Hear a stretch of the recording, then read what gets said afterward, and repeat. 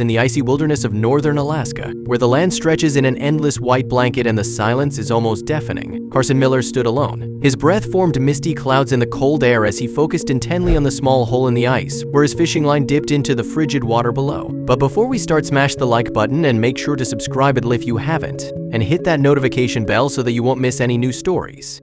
It was a typical day for Carson, a seasoned fisherman who found solace and sustenance in these remote parts.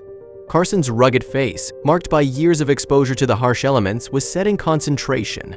His gloved hands expertly handled the fishing rod, waiting for the slightest tug that would signal a catch. Around him, the world was a frozen wonderland of snow-covered trees and glistening ice, undisturbed by human activity. As he stood there, lost in his thoughts and the rhythmic patterns of fishing, he didn't notice the massive shadow that crept silently towards him. The bear, an enormous creature with fur matted with frost, moved with a grace that belied its size. It was a sight both majestic and terrifying, an apex predator of the frozen north.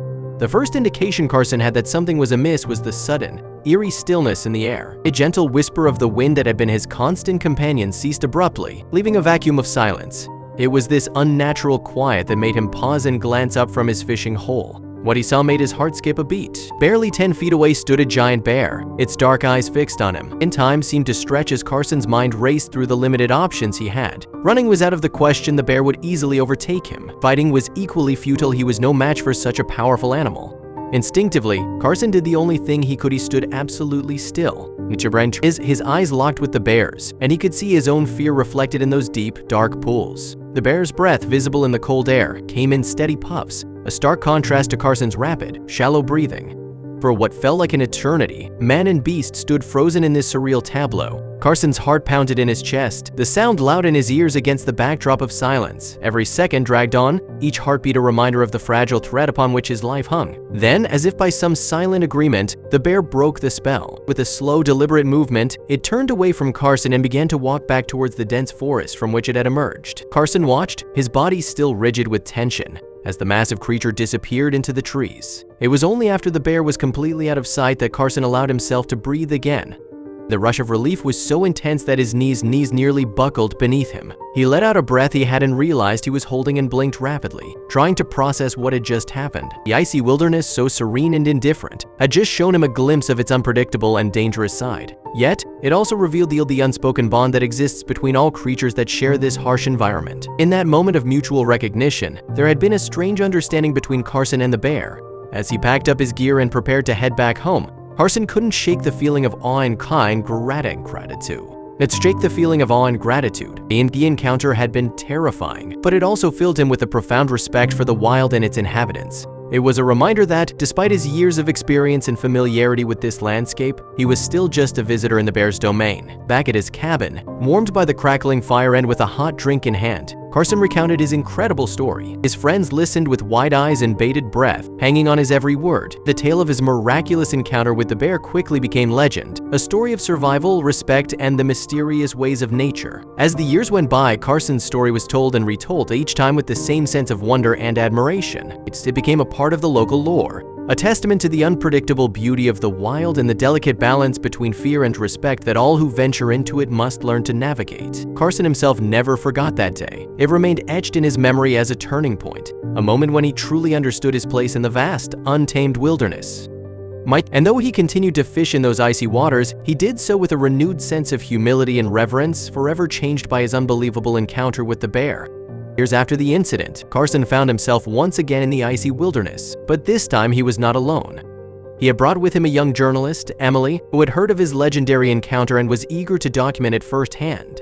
She had convinced Carson to guide her through the same path he had taken that fateful day, hoping to capture the essence of his story in its natural setting. As they trekked through the snow, Carson recounted the details of that day, his voice steady but filled with emotion. Emily, equipped with her camera and notepad, hung on his every word, occasionally pausing to take photographs of the breathtaking landscape. The snow-covered trees and the vast expanse of white seemed to tell their own stories of survival and resilience. Carson led Emily to the exact spot where he had been fishing.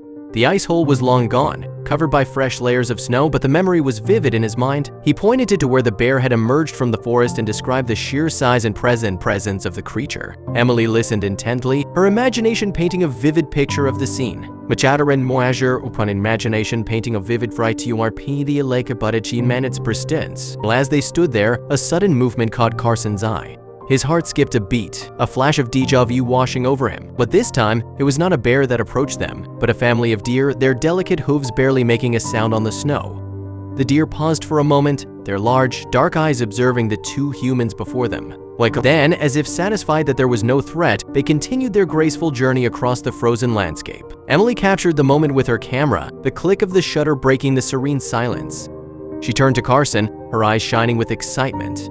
"This place is magical," she said softly, her breath forming small clouds in the cold air. Carson nodded, a smile tugging at the corners of his mouth. "It is," he agreed. "It's a place that commands respect and humility. Every encounter here, whether with a bear or a deer, is a reminder of how small we are in the grand scheme of things." As they made their way back to the cabin, Emily couldn't help but feel a deep sense of admiration for Carson.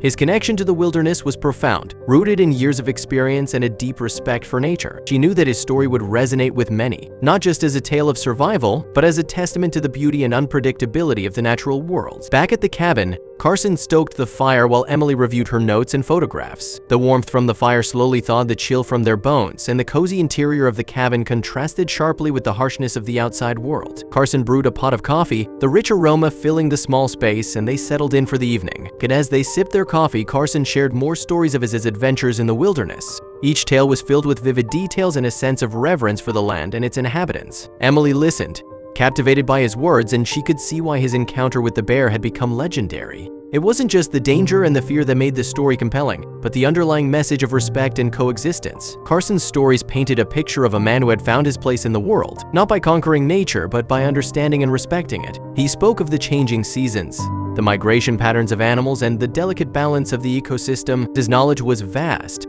but it was his humility that left the deepest impression on Emily. As the night wore on, Emily realized that her article would be more than just a recounting of Carson's encounter with the bear.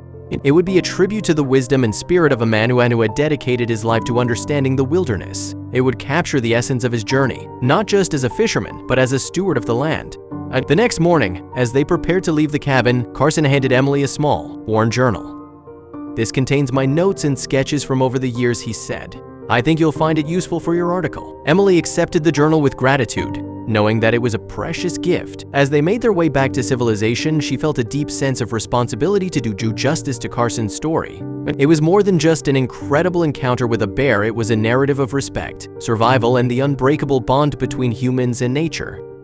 In the weeks that followed, Emily poured her heart into writing the article. She wove Carson's words and her own observations into a tapestry that captured the spirit of the wilderness and the wisdom of the man who had made it his home.